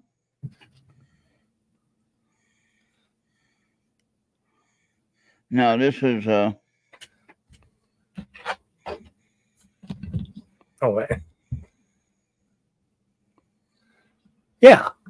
I really thought that had that's okay. that was a regular helicopter. My nephew was on one of those. The next generation after that. No, this is the LPD. The LPD. Yeah. All right, landing personnel dock. Now, what it does is this here. Okay. What it does is that Right. there. So the tailgate comes down and then it fills up with water, and then you put the Beechcraft on there. It can hold 4 full-size Beechcrafts. Okay. It can carry anywhere between probably upwards about 150 Marines. Okay. So you imagine how big those little craft are and how big that bow deck is. Yes. And so what the advantage of that ship is that it has a flat hull. Mm-hmm. Okay, it's not a V-shaped hull like your battleship or anything else. It's designed to get into the shallow parts of the bay, and it can let as many Marines out on the beach as possible at once. Okay, and then we can basically go undetected, right? And then we just drop them off, and we go out to the open water and wait till they need to come back. And that's what we do. That's what was the importance of winning some of your latest wars. You know. See, now he was on a different type ship, though. Destroyer is way different than what I was on. My top speed of my ship was only 21 knots on a good day with the wind behind us.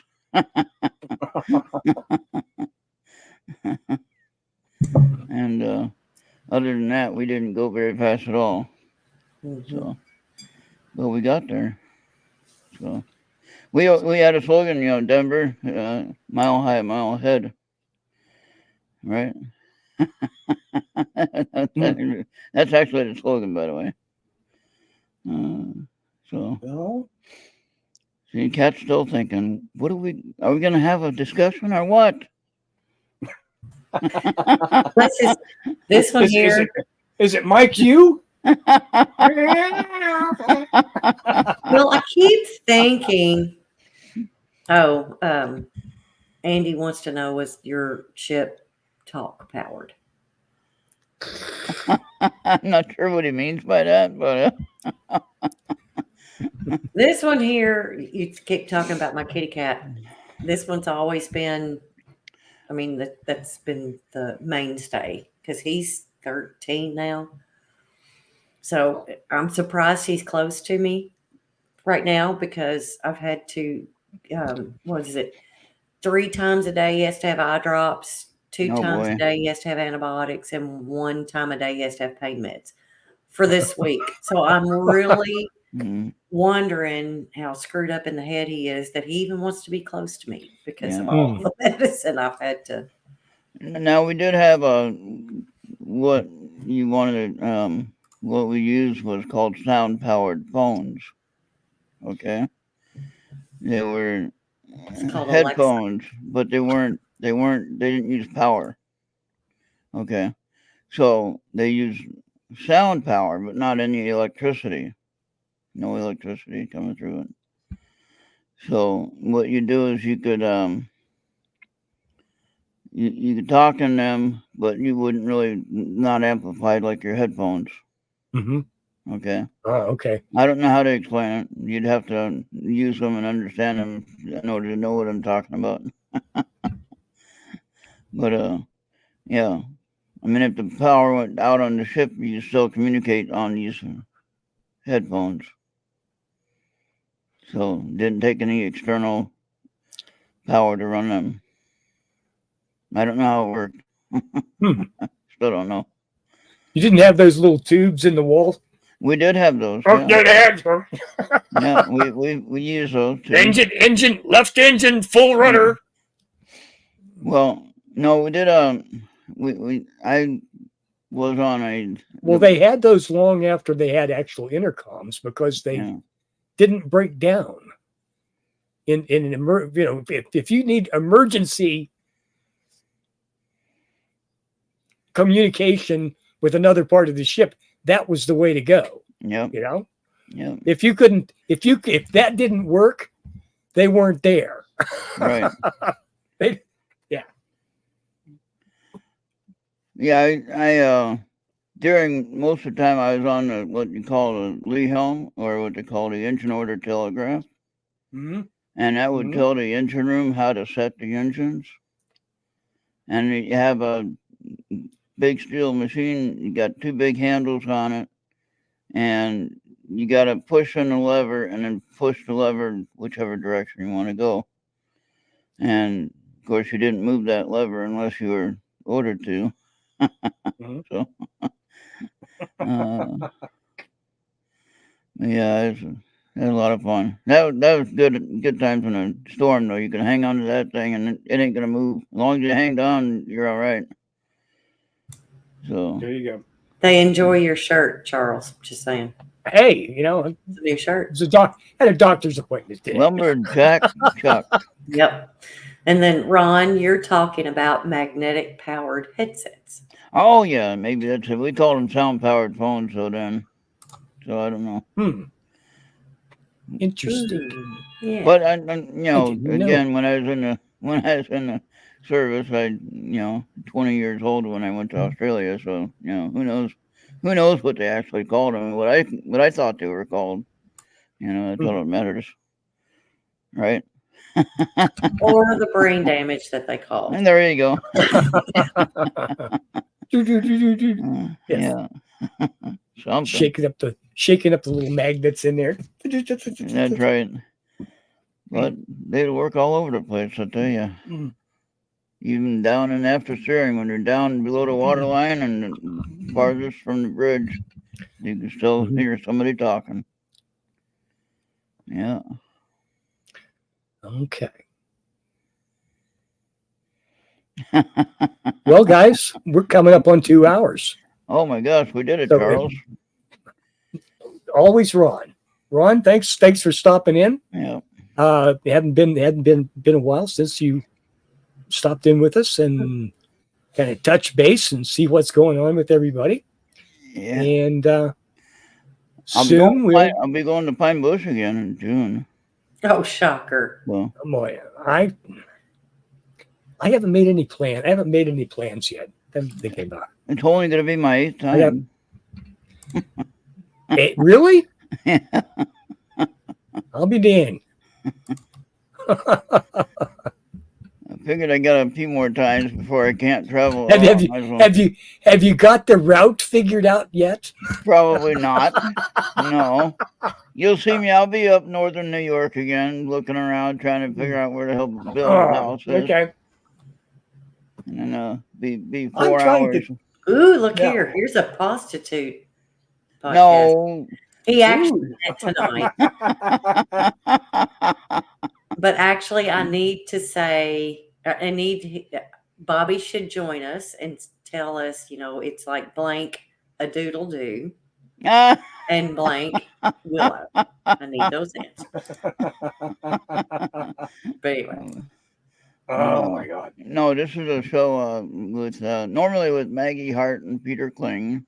Maggie's taken a few weeks off for some personal things that she's dealing with. Oh. And Peter Kling is keeping the show running, and he has me on as his co-host. I think I'd rather have Maggie Hart. We got a busy night. Yeah, I'd rather have Maggie Hart on. She sounds better. So. And I'll be in bed here in about an hour and a half. Yeah, Guys. And that'd be fine. Yeah, and you just go back into your dreamland and you think about all those episodes. No. I'm done with dreamland because Charles and I had talked about this earlier, and it was I don't know what's going on right now, but the dreams are just they're weird. They're not bad. They're just weird. What is it? What is it? Dreams. Dreams. Oh, yeah. Here in the last couple of months. Yeah. It's just been really for me every night for the past couple of weeks. Oh, by the way, we were talking about I'm reading and suddenly I'm in a dream somewhere else in the past. Oh boy. In a scene walking through it.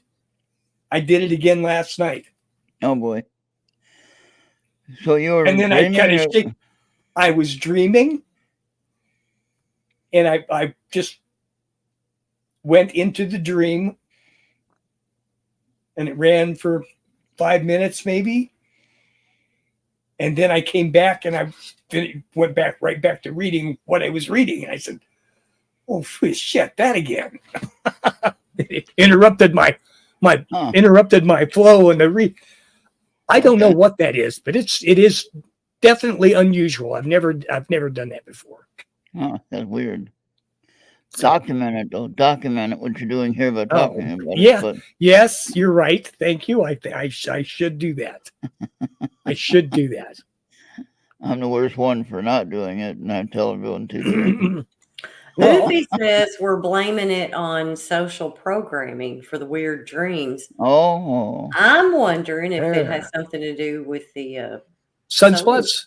Sunspots. Yes. The solar activity that's going possibly. On. Yeah, we do need to. It's all we can do is document and see what's going on. Maybe try to find something that matches when it's going on. I have no clue. Yeah, I don't because it don't make any sense. I don't have a hypothesis. No, and this is another thing too. It's just random. It's just totally random. Just enjoy the ride. The scene that I'm dreaming is just totally random. It's just enjoy the ride. It's entertainment. That's all. With mine, these I'm seeing faces. Okay. And I see the person, I see their face. There's a lot of dreams. My normal dreams, if there's another person in there that I don't know, their face is blacked out. But these dreams that I've been having, these are people I've never seen before in my life, and I can see face. But do you seem like you know them? Excuse me. No, I don't know them. I know I don't know them. Okay. But I'm seeing so it's really weird. Yeah.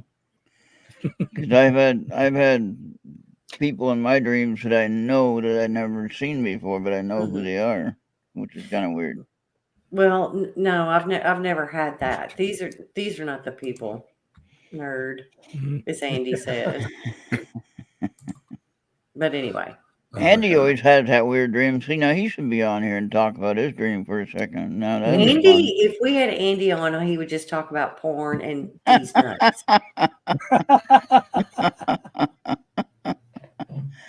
And all his hard drives that he just got.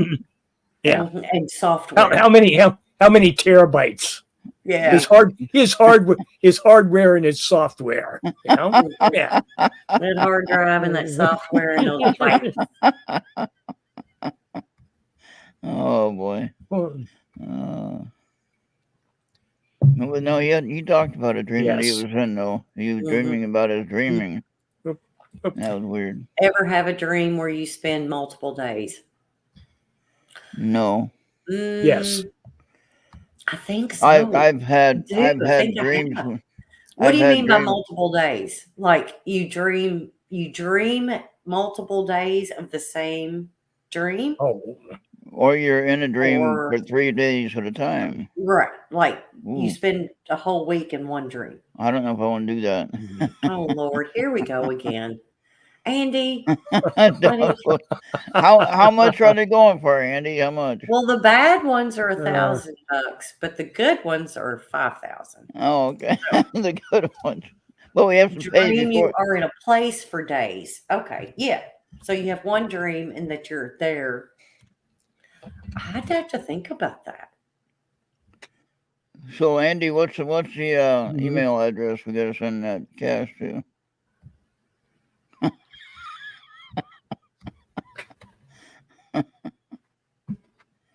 You got to send us thumbnails. Andy's got to send us thumbnails first. Don't ask him to. Or edited versions. Yes. Not his thumbnails. Oh, because you have to specify because he would send you his thumbnail. Yeah. Yeah. I can still run and jump and Well, fly. well, okay. I don't know why. What's this? Let's see. Okay. All right. Wait a minute. So flying, a lot of people talk about in dreams is a sexual thing, that you're looking for sexual freedom. Oh, So I don't fly in my dreams because I got my sexual freedom. The running and jump, but how about the flying? Yeah, okay. What's the running and jumping? Yeah, I don't run in person. I'm not going to do it in my dream unless you're running from someone or to something. I just let's see. No, okay. So I'm one of those. If my dream's going sideways, I'll change it. I can change my dream. All right, your last dream. Let's mention your last dream. What was your last dream? The last dream, right before I woke up. Okay, so I'm in an older home, but it's being used as an office. Okay. Andy's gonna love this. So there's a doctor there. Oh, well, no, that's not necessarily true, Marco. You can still fly if you ain't getting what you want.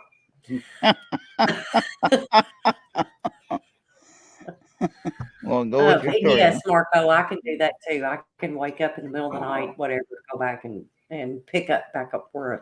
Anyways, so I'm apparently in my dream, I'm working for a plastic surgeon. Really? But the house we're at and where we're meeting, nobody's wearing professional clothes. It's just normal. There's music in the background, but I couldn't tell you what it was. Don't know. Look at that. Yeah, good luck with that. You'll wind up at Kevin's house. Yeah, depends on where in Kentucky you go, baby. Yeah. So then you're some kind of secretive operation. Marco on Flight Tracker. Yeah. Well, that's what the hell is that? Yeah. Yeah, I got the Glasgow airport that's 30 miles from here. And you got, I just need a helipad out there in the middle of my field or landing strip. And there's no telling what kind of parties. There you go. Yeah. So Marco, or no, not Marco. We're talking about Marco. Charles, what was your latest dream? You were talking about reading, and then I don't usually remember my dreams. The last one you remember? Oh, I mean, I just unless I wrote something down somewhere in the journals, I do not remember my dreams. Most of them, I just as soon not remember. Oh. Well, there's some that not for any unpleasantness. They're just my dreams. Well, they just and two, there's sometimes that I'll have dreams, and I wake up and I'm thinking about it, but it's like the minute I get up and go start the coffee, and it's like, what the hell was I dreaming about? What was I dreaming? What was that? Interesting. Don't mention the landing strip to Marco. Sorry, Andy, I forgot. That's one of your secrets. Yes, that's one of the. That's one of the. Yes. That was Andy's landing code strip. word. Oh boy, a code word. Oh, here we go. Marco's was at the dentist, and Maria was cleaning this week. So, that's what the dream was. I'm telling you something. I went to the periodontist, and I will never be done with them, but I'm so done with that. What was wrong with the teeth then? When I was young, I was tripped, and I fell straight into the concrete floor by another kid, like 10 years old. So I'm telling you, if something happens to your 10-year-old, mouth damage wise, sue the fuck out of them, because it's cost me a lot of money. Yeah. I have, wherever you have trauma in your mouth. So if you're in a car wreck or something, if you have trauma to your mouth, sue the shit out of them, because you're going to need the money later. Yep. So yeah, I've got a lot of I mean, I've got bone loss, and you can't reverse that. Yes. It's just no matter what goes on, I'm going to have bone loss up here. Mhm. And so what they're doing now is just maintaining so I don't have abscess and infections and things like that. So yeah. I just got all my teeth pulled. I don't have to worry about none of I that. ain't gonna do that. I just don't know. You But should be gumming it. Oh, oh shit, Andy. Andy, quiet down. Mm, He's already coming up with something. there you go. Cleaning teeth with what, Marco? Yeah. Mm. Oh my God, it just gets better. Mhm. Oh yeah. Andy heard my cat.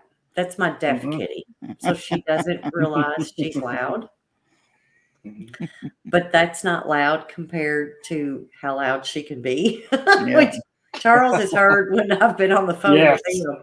And it's like all the What same. was it? I thought she was caterwauling here the other night, and I said, "What the hell's that?" Sounds like a baby crying. Oh yeah. Oh, Where are you? oh, No, you were in the dark. You were outside in the dark. And I thought, yeah. what the hell was that? yeah. I'd be like hiding. Mm-hmm. Oh, Yeah. Well, And, yeah. Mhm. Oofy knows we're running over, and then Yeah. Andy, look around corner of door. The white cat. Yeah, no, she's gone now. She's over there. Oh, that one. Okay. The white one that was over there. Yeah. All right. Well, thank you. Sometime before I go to bed, she starts doing this parkour thing. She'll come flying up the steps. I mean, she's literally bouncing off the walls. So, yeah. That's weird. It's fun. Hey, this Friday though on entertainment. intermission transmission, I'm gonna have Preston Dennett. Very good. Kriston showing back up? No, Preston. Preston Dennett. Preston. Well, I was fixing to say, because I thought you said Kriston, and I was fixing to say, please don't have anybody else on the show, and please don't keep talking where he can't talk. Hey, I've been doing better. I've been working on that. Give me a break. Okay. Yeah. But no, he's an author, of course. He has like 30 some books. Sweet. And he has a new one that he wants to talk about. 20 real UFO encounters. Is this okay? So is this off of MUFON, or is this off his own? Is his own. Okay. His own. Yeah. Okay. Look him up, Preston Dennett. He's got his own YouTube channel, of course, but he has his own stuff he does. I talked to him before. We interviewed him before, and I was going to talk to him a couple weeks ago, but I had forgotten I had scheduled him. Whoops. So I was reached your out. secretary Andy at that time to remind you? Yeah. Right. But I got back with him, and he said he's free this Friday, so we're gonna do it this Friday. There you go. So, CT's got 37 books. See. All in a show box, and it's Pulp Friction. All friction. Right. Not fiction. Friction. Friction. Pulp Friction. Now Andy's going to say something about that. No, Pulp Friction. Oh, boy. I can't do. Right. I have to do hand signals to my kitty cat. I can't. Ooh. And it's really hard because American Sign Language for cats. They still understand this. Yeah. Number one. They think they're number one. Yeah, exactly. Remember that? She'll start over there. I'm sitting on the couch, and she starts, and I'm like, and she'll go lay down somewhere. So, like, yeah. Kitty sign language. I guess there is a thing if they're trained. Well, and the thing about it is, look at this. Okay, ends this, Maria, so I can fly over and jump. Kentucky. Mm-hmm. Bless it. What does it mean when a cat crosses their eyes and sticks their tongue out at you? Never had one do that before.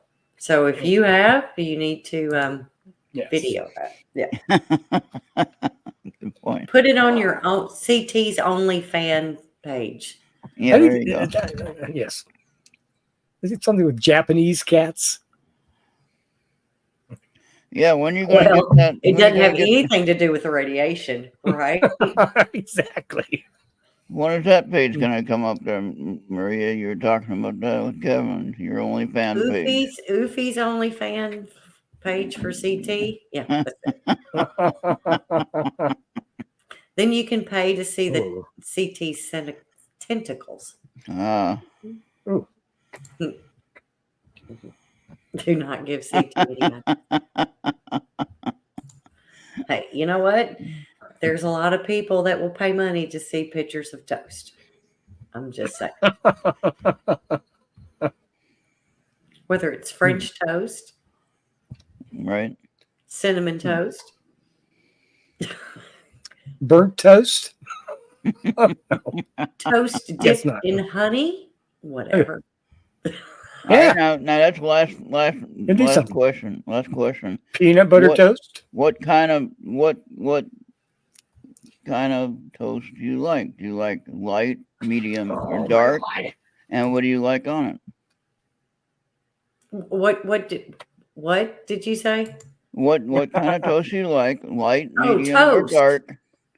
And what do you like on it? That was Luffy's question before.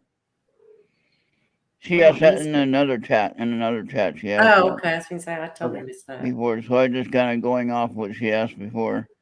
But I'm asking you guys, what do you think? Light, dark, light, so medium, how are dark? We toasting it? Are we putting it in the toaster, or are we putting it in on the grill? Well, either way. Are we? How do you like it? What are we? Are we deep frying toast? Well, I was going to say, yes. You can't do the same things to toast that you put in a toaster as you can that you put them in a skillet on the grill. Yes. Well, how do you like your toast then?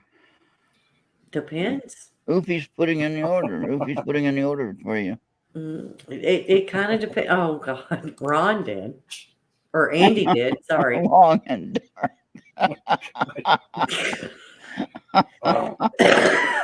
Excuse me. Wow. Oh boy.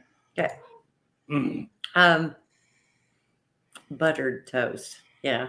Kevin does like his buttered toast. Just saying. what was that, Cat? What kind of toast? That was just a little timing. Yes. She's good at that. Well timed. Stop it. So I said I like mine medium with cinnamon and cinnamon sugar mix. You know, like cinnamon toast, I guess, but with a little bit. So do you toast it in the toaster first and then put your butter, sugar, cinnamon on it? Or do you take your bread and you put all that on there and then put it in the oven under the broiler? I have not tried the oven part yet. I have done the toaster, and then you melt the butter on there, and you put the cinnamon and sugar mix on it. Mm-hmm. And the bad part about the broiler thing is that it just toasts the edges. Oh, okay. Mm-hmm. So it just kind of melts all the butter, but it kind of caramelizes it. So it's the bread's not crunchy, but the sugar. All right, the topping is, I'll have to check that out, though. That sounds good. Man, Oofy, it's all your fault. See, even the cat agrees. Yeah. It's getting to be all about food now. Yeah, it is, because I've not had lunch or supper. Yes. Oh my God. Yeah. I understand. Mm-hmm. So, that bourbon. And here you thought we had nothing to talk about. Look at that. We did it. Oh, Hell, if I'd have known you was there's here. always food. Yeah. I have known you were here. My ass would have been sitting down there at Porto's with a Taco Tuesday, Taco Supremes, Tuesday. and a big I fat told ass You should have brought margarita. you should have brought the Tuesday basket back. Taco Tuesday basket back. Didn't have time. Oh, Yeah, so I can man. be here in front of you. Yeah, but anyway, Yeah. no time. This is why I was late there. That would be cool. Yeah, That would be quite fun. Well, course I've eaten during the show before, so yeah. I was fixing to say, yeah, that's what I'm gonna start doing. It's just we're just gonna have a show where you and I eat. Oh boy. An hour and a half to 2 hours Andy, shut up.